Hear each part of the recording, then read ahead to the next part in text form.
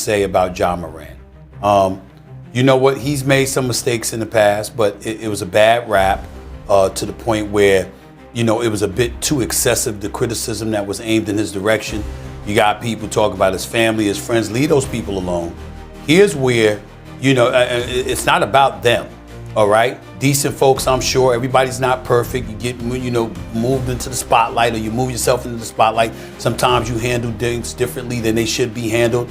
Everybody is human. You make mistakes from time to time. All the best to him and his family and his friends and everybody like that. Here's my issue with Ja Morant. Ja Morant was ascending to superstar status. Tell me I'm lying, fellas. Just a few years ago, Ja Morant was the undisputed future of the NBA. He was the most electrifying point guard since Derrick Rose, a human highlight reel who could jump out of the gym and single-handedly take over a playoff series. The Memphis Grizzlies were the brash, young team that everyone loved to hate, and Ja was their fearless leader. He was supposed to be the face of the league for the next decade. But fast forward to the 2025-26 season, and the narrative has completely flipped. The highlights have been replaced by injury reports. The MVP conversations have turned into debates about whether he's even a top-tier point guard anymore. And the Memphis Grizzlies, once a rising powerhouse, are left wondering what went wrong. This season, Ja Morant played just 20 games before being shut down with an elbow injury. But even when he was on the floor, something was missing. The explosiveness was there, but the efficiency was gone. The leadership was questioned. And now, as the NBA landscape shifts with new stars taking over, a terrifying reality is setting in for Memphis fans. This is not the same Ja Morant, and the NBA has a massive problem on its hands. Today, we're breaking down exactly what happened to the Grizzlies' superstar, why his game is suddenly falling apart, and whether he can ever reclaim his throne at the top of the league. To understand the Ja Morant problem, we have to look past the highlight reel dunks and examine the actual numbers. Because right now, the numbers are painting a very ugly picture. In the 2025-26 season, Ja averaged just 19.5 points per game. That's his lowest output since his sophomore year. But the real issue isn't just the volume of points.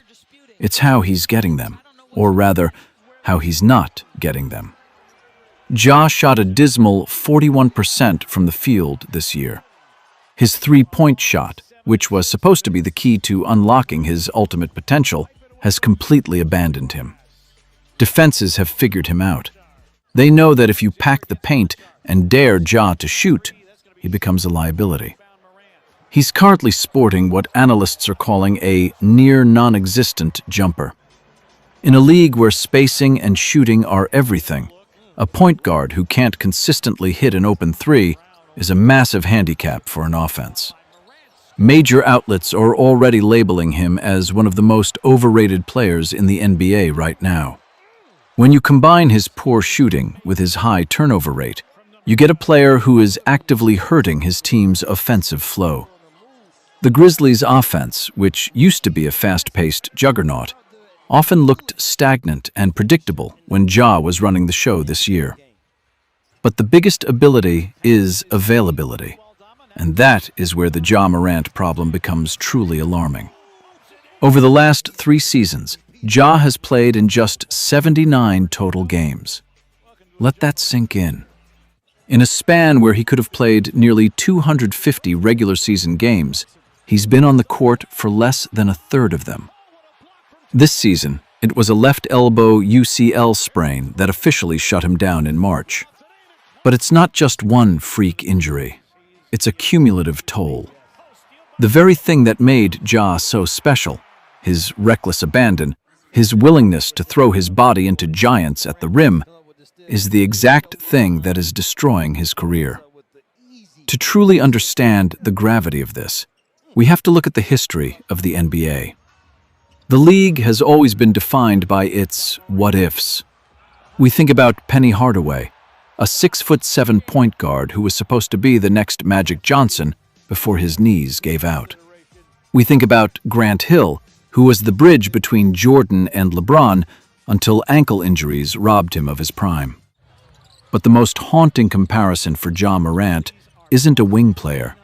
It's the youngest MVP in NBA history, Derrick Rose. Like Ja, Rose was a force of nature. He didn't just play basketball. He attacked the rim with a level of violence that seemed to defy the laws of physics. And, like Ja, that same violence is what eventually led to his downfall. When you play with that much speed and that much verticality, every landing is a gamble. Every drive into the paint is a car crash waiting to happen. For Ja, the 2025-26 season was the moment the bill finally came due. The elbow injury was the headline, but the underlying issue is a body that is being pushed to its absolute limit. The Grizzlies' front office knows this. They've seen the data. They know that a point guard who relies 100% on athleticism has a very short shelf life in this league. This is why the rumors of a potential trade aren't just noise. They are a calculated business decision. If Ja can't adapt, if he can't become a different type of player, Memphis might be forced to move on before his value hits zero. While Ja was sidelined, the NBA didn't wait for him. The league is currently in the middle of a massive power shift. We are seeing the rise of the positionless superstar. Players like Shai Gilgeous-Alexander and Anthony Edwards aren't just athletic. They are methodical. They play at their own pace. They have mastered the art of the mid-range and the efficiency of the three-point line. When you compare Ja Morant's 2026 tape to Shai's, the difference is jarring.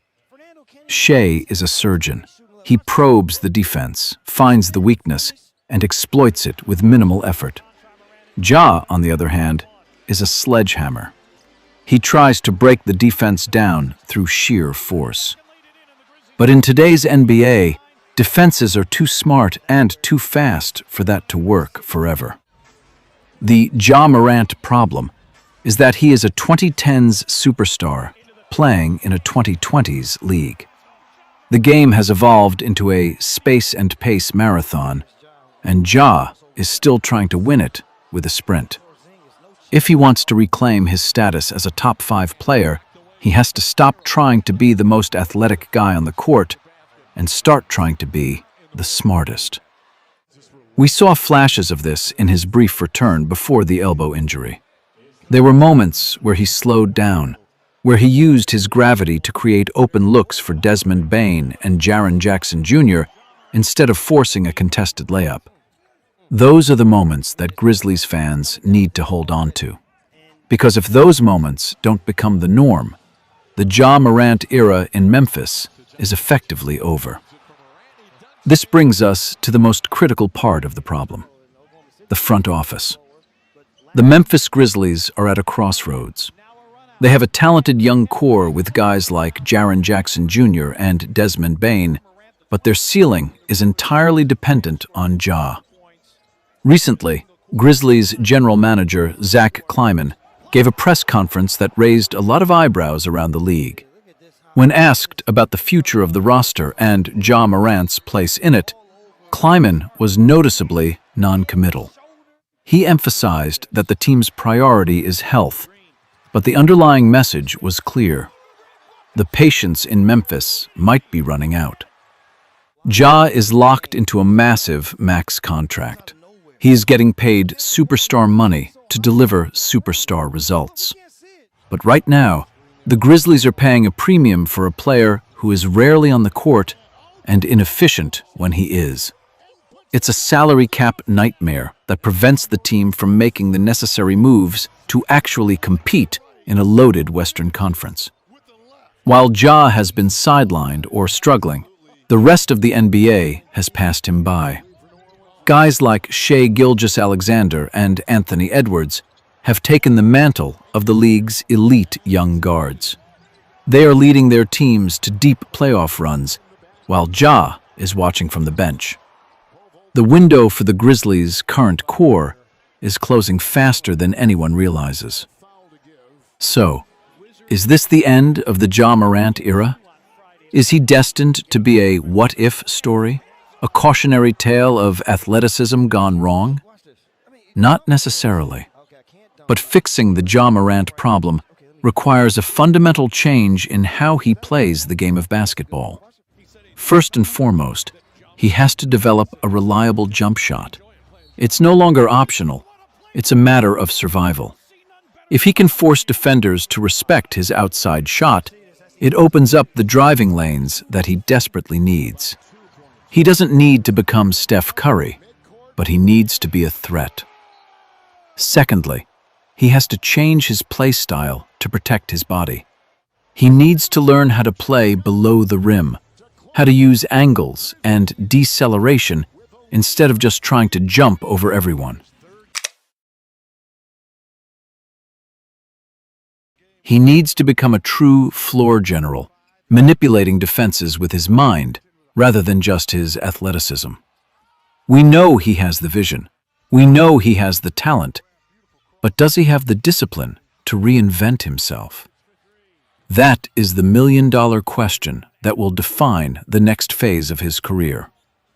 The NBA moves fast. 1 minute, you're the face of the league, and the next, you're a liability on a massive contract. Ja Morant is currently staring down the barrel of that reality. The 2026-27 season will be the most important year of his life. If he comes back healthy, with a refined game and a new mindset, he can silence the critics and put the Grizzlies back on the map. But if the injuries continue and the inefficiency remains, the Memphis Grizzlies might have to make the hardest decision in franchise history. What do you guys think? Is Ja Morant overrated, or is he just going through a rough patch? Let me know in the comments down below. If you enjoyed this deep dive, make sure to hit that like button and subscribe to Court Pulse for more NBA documentaries. We'll see you in the next one.